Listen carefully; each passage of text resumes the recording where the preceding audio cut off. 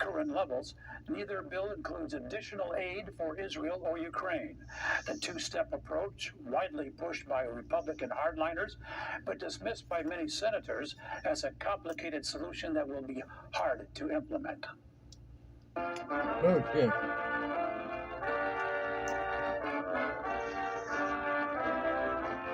President Biden marking this Veterans Day, laying a wreath at the tomb of the unknown soldier, delivering remarks at the Memorial Amphitheater. We owe you, not just for keeping the flame of freedom burning during the darkest of moments, but for serving our communities even after they hang up their uniforms, for inspiring. It was a big part of American history that people don't know about.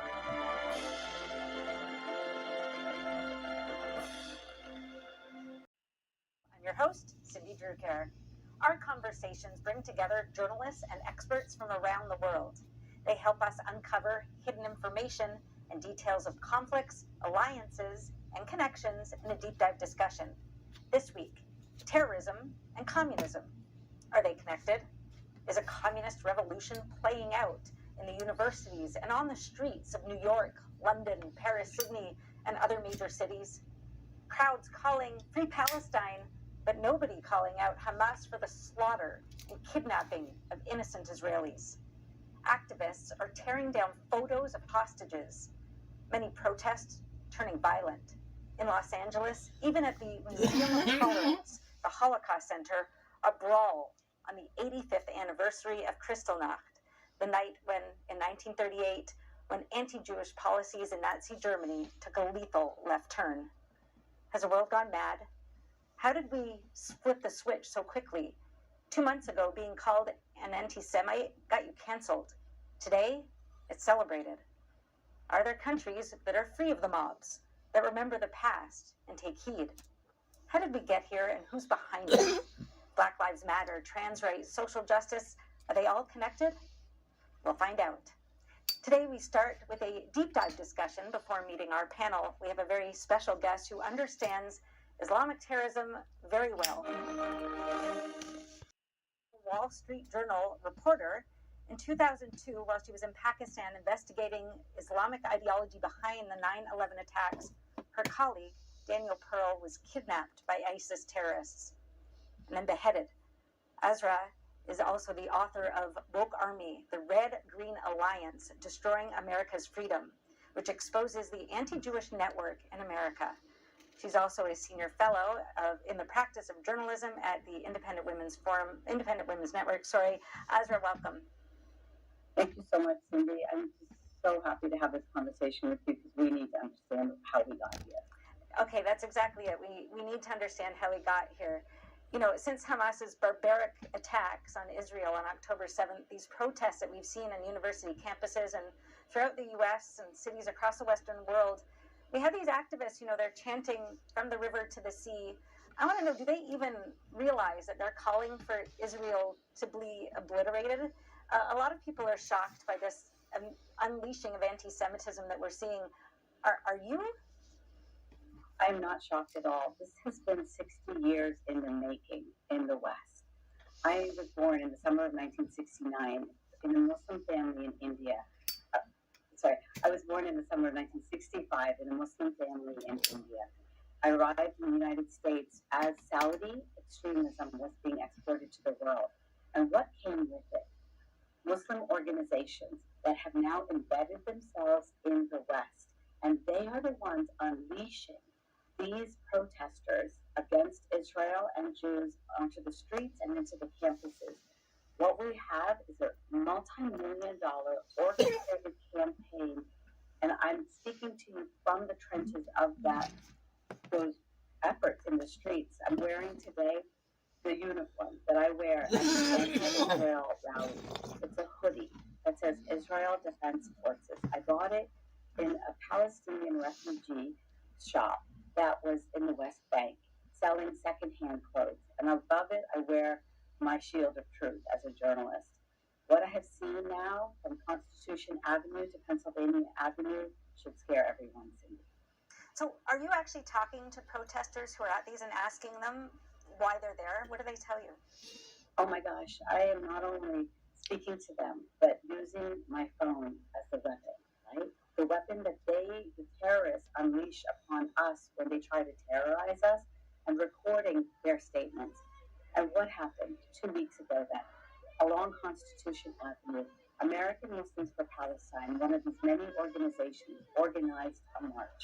Thousands waltzed down Constitution Avenue, past the Smithsonian Museum.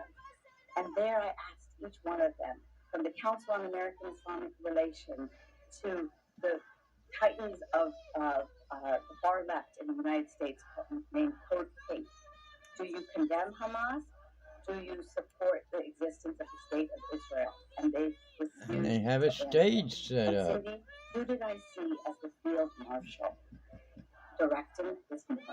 None other than Linda Sarsour, the organizer of the Women's March, that in 2017 refused to accept feminists from Israel, calling them colonizers and settler colonialists. You know, this language that has been used to dehumanize Jews and the people of Israel. And so I speak to them, and they are refusing to accept the humanity of Jewish people or Israelis because they have decided that this is the moment that they will seize to destroy the state of Israel and eliminate Jews from the river to the sea. But how do they bring together this alliance of these leftist groups that, you've seen the signs, Queers for Palestine, which obviously makes no sense. You wouldn't get very far holding that sign in Gaza. So how is it that they've fused these things together in a way that makes sense to the people who are actually on the streets? Oh my gosh, this is my book, right? Woke Army. It was a shocking cover for me to even see the nexus between the far left and the Islamists, destroying America's freedom. But Cindy, it is as if the people, the characters from the book have now leapt onto the streets of our nation and our world. And how do they do it? Let me give you a couple examples.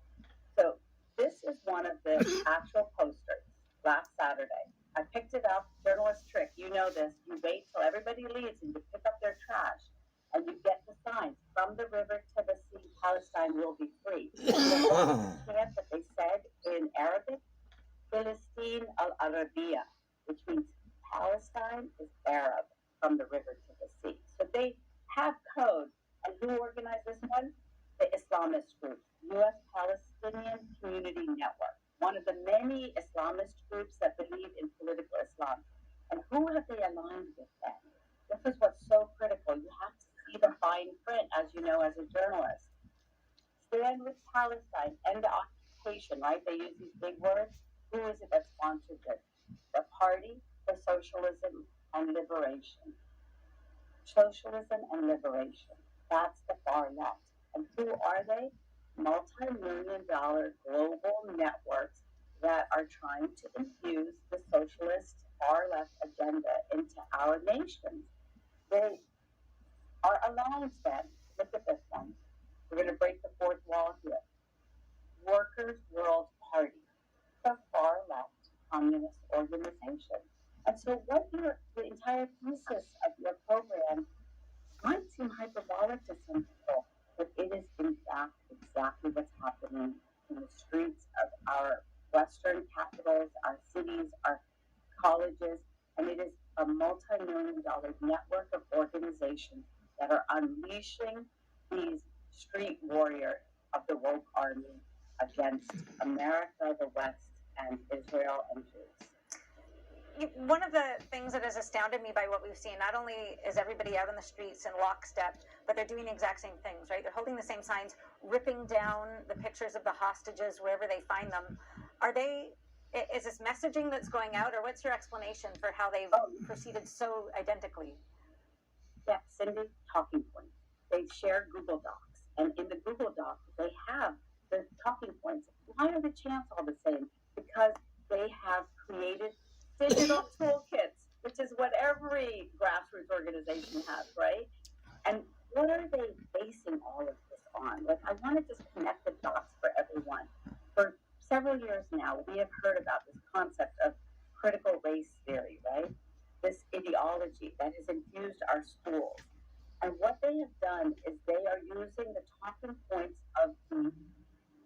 oppression matrix, the privilege bingo that our poor children have had to experience in our school system, so that now it's an upside down world in which Jews are the occupiers, the colonists, and the aggressors, and there's no mention of them as victims, as happened in the October 7th attacks.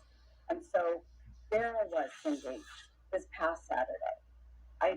Being a reporter, I love your segment because we are on the streets, and you don't have to be in Gaza to see what is happening in the trenches. So what happened? I knew to follow the march, and I knew where they were headed, the gates of the White House. And so I went. I know the streets, been reporting them since I was 18. And Cindy, there I was, and the horde of marchers was coming towards not only the White House, but towards the gate in front of the White House. And I found myself with my back, with the same uniform, pinned against the gates of the White House, the fence that they brought. And indeed, this man climbed over me with this big banner of the martyrs, celebrating the martyrs. And what did they do then? They flung the Palestinian flag through the gaps in the fence onto the White House lawn. And these are the types of posters that they then taped to the White House gates. Murdered by Israel. They flipped the narrative. It's called moral inversion. They flipped the narrative so that now, in this new hierarchy of human values, the Israelis and the Jews were the oppressors, and the Palestinians were the victims, and there was no sense of the humanity of all. And sing along. This is real. This is your life in a song. Hey, this is country music.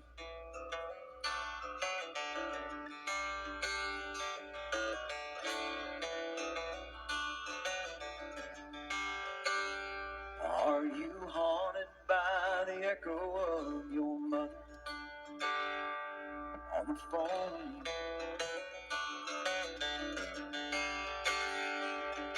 Crying as she tells you that your brother is not coming home.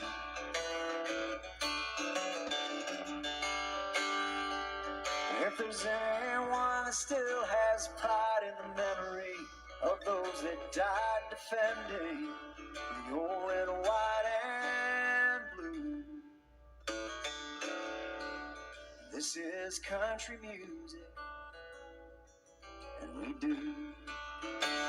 So turn it on, turn it up, and sing along.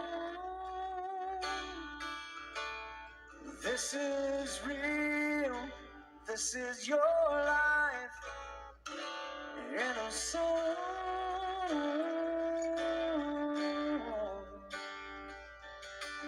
Just like a road that takes you home.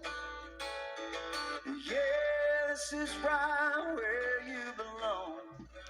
This is country music. This is country music. Hey, stop loving her today.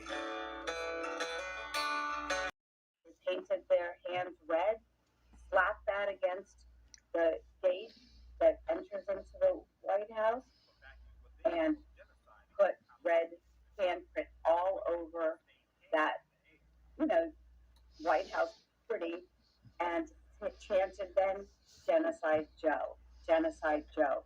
They turned, this woke army turned their target now upon the Democrats and Joe Biden. And that unholy alliance that the Democrats had established with the Islamists and the far left is now coming home to roost. And they now have their sights set on Joe Biden. And the inconsistency and the inversion is just so blatant because they're calling, genocide Joe when, meanwhile, From the River to the Sea is literally calling for genocide. And those posters, that's astounding what you just showed, because it's the exact same graphic, layout as the kidnapped victims that, are being put up and ripped down by them. And that's what they did. That's what they did, is they took the same image, and that this is the moral inversion. This happens so many times now in the media. Images from the Holocaust and Syria are being used as images from Gaza. And what do you have at the bottom? The QR code. That tells you that this is part of that established multi-million-dollar campaign against Israel to destroy the state of Israel and the people that live there. All right, we're out of time. Ezra, thank you so much. It's fascinating. Thank you for showing us. They painted their hands red, slapped that against the gate that enters into the White House, and put red handprint all over that, White House pretty, and chanted then, Genocide Joe, Genocide Joe. They turned, this woke army turned their target now upon the Democrats and Joe Biden. And that unholy alliance that the Democrats had established with the Islamists and the far left is now coming home to roost. And they now have their sights set on Joe Biden. And the inconsistency and the inversion is just so blatant, because they're calling, genocide Joe when, meanwhile, From the River to the Sea is literally calling for genocide. And those posters, that's astounding what you just showed, because it's the exact same graphic, layout as the kidnapped victims that, are being put up and ripped down by them. And that's what they did. That's what they did, is they took the same image, and that this is the moral inversion. This happens so many times now in the media. Images from the Holocaust and Syria are being used as images from Gaza. And what do you have at the bottom? The QR code. That tells you that this is part of that established multi-million-dollar campaign against Israel to destroy the state of Israel and the people that live there. All right, we're out of time. Ezra, thank you so much. It's fascinating. Thank you for showing us. Writer, published in the Washington Examiner, the Federalist, Forbes, USA Today, New York Times, and the Wall Street Journal. In January, he has a new book out, Big Intel: How the CIA and FBI Went from Cold War Heroes to Deep State Villains. Michael, welcome. Good to be with you, Cindy. Next, Gregory Ho, an independent media consultant and business analyst. He's an expert in Chinese affairs. He was the Cantonese service director of Radio Free Asia, where he transformed the traditional shortwave radio station into a multimedia platform with an audience of 8 million a month. Before, he was a reporter in Taiwan's CTN TV and an anchorman in Hong Kong. His many awards include the Edward R. Murrow Award, the 8th Hong Kong Consumer Reporting Silver Award, and the Hong Kong Human Rights Press Award for Radio. Welcome. Welcome to Johnny Show, Cindy. And we have Michael Rakon, an award-winning journalist in Poland with expertise in security and post-communist history. He was a spokesperson for the Polish Ministry of the Interior, and today he hosts Rock Rakon, a daily TV show on TVP World. He also co-produced the station's docuseries Reset that examines the pro-Russian policies of the former government of Poland, which is now poised to probably return to power after the country's recent elections. Michael is also a columnist for the conservative weekly magazine Gazeta Polska. Welcome. Thanks, Cindy. Thanks for having me. Mike, I want to start with you. You've studied the Communist project and how that continued forth to today, even though the Soviet Union fell. So how do you connect that to what we're seeing on the streets and what we just heard? Sure. Even though the Soviet Union collapsed, its covert agent networks survived. And the United States and nobody in the West ever tried to insist to the Russians at the time when they were dependent on us to uproot those networks and expose them. And so what you're seeing now with the Palestinian Liberation Movement is a continuum of the Soviet creation in the 1950s and 60s. But how did that not die when the Soviet Union fell? It was kept alive. It remained an instrument of Russian state power. The United States never objected to it, never once raised an issue of it, and even quashed efforts by Russian reformers who wanted to uproot these systems. So they simply survived on their own. and a lot of them that had been receiving Soviet funds received funds even from private American and European organizations and from foreign governments. And Michał, you're in Poland on Russia's doorstep. Are you seeing what do you see based on what Mike is talking about? How do you see that play out actually in the former Eastern Bloc? Well, just Mike hit the nail. The thing is, and actually the thing that we just heard in the previous panel is pretty obvious from the perspective of the history of communism and post-communism. In a way, there are two factors and two key issues that I would like to point out at the moment. The late General Ion Mikhail Pacepa, the highest ranked Soviet general who ran away from the communist state, he was the top officer of the Romanian intelligence agency back in the communist times. He wrote a great book, Red Horizons, and he described the way that he was distributing the Russian propaganda all over the Arab world using the tools of KGB and his KGB counterparts.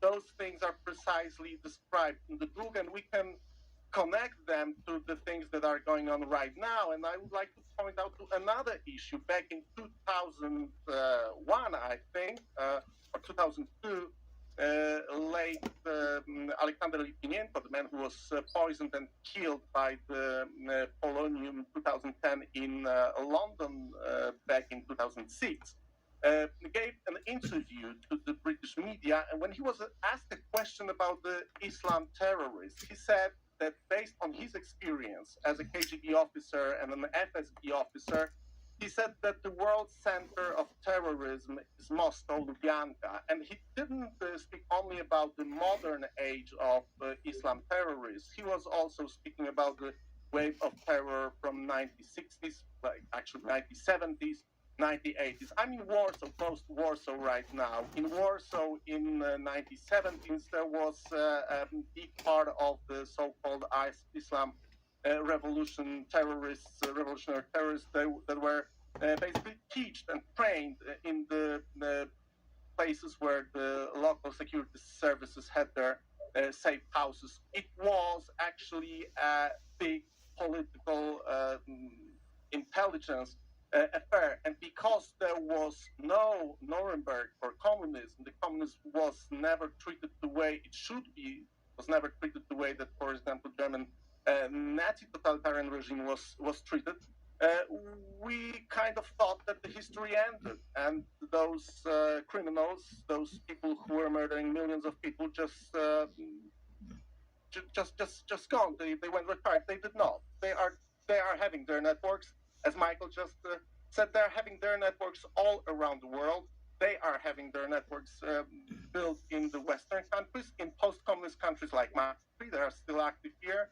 And I'm sure that this is the problem that we are going to face as kind of a new Cold War is on right now. There is a great article by Joel Kotkin published a couple of days ago. You can read it on my Substack, who actually claims that we are on the brink of the World War III, and the states that were in the communist camp back then, like in China, the Communist Party is ruling right now. The KGB officer is head of Kremlin right now. Those things are not done. Increasing meetings between, Russia, China, Iran. So how is China connected to what's going on?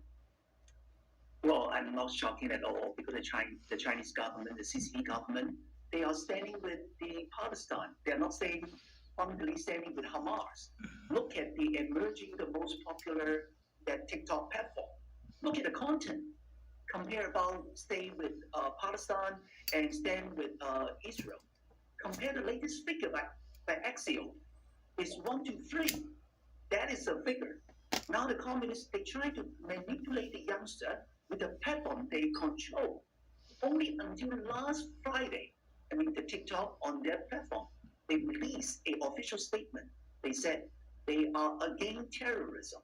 You can see it without the criticism from us, from the media, Western media, and without the effort from all these independent media outlets like you, exposing their bad behavior. Would they make a statement?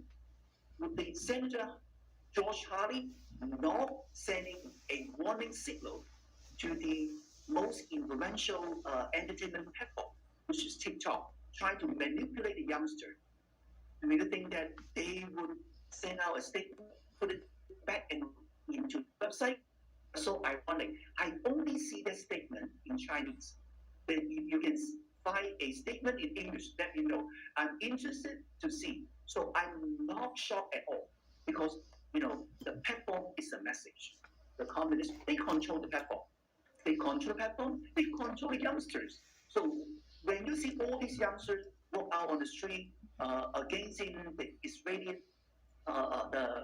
and standing with the Hamas, the terrorists, I'm not shocked at all. Because, they have been addicted to this so-called addictive platform. It's like a heroin. Okay, I'm going to pick up on that because the CEO of TikTok was just in France, and it seems like a lot of countries are not taking a strong stance about what's happening on the streets. We'll talk about that when we get back, but we are going to take a break right now. When his mother enrolled him in the prestigious Oklahoma Military Academy. It's classic cavalry. It's firepower, mobility, and the shock effect of the charge. Can you imagine that kind of job on horseback?